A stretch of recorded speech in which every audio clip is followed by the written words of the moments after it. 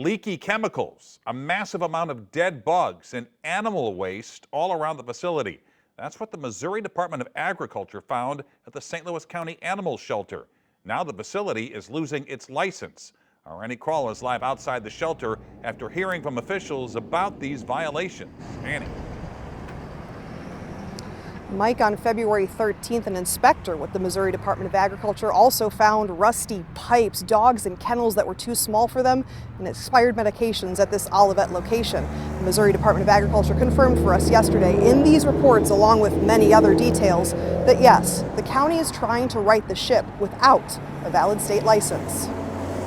The latest of the St. Louis County Animal Care and Control inspections was less than 2 weeks ago. They found drain malfunctions, sanitation issues, swarms of gnats, and multiple boxes of expired meds. At the start of May, they were taking care of 185 dogs. We will be in compliance with the Department of Agriculture. It's only been a week since the shelter reopened after what St. Louis County Executive Sam Page called the worst parvovirus outbreak in the shelter's history.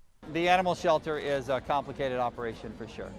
And we have a lot of good people there. We've had a lot of new staff that we've brought in. Even last week we have new staff starting. And we're going to attack this head on. We'll put our resources into it.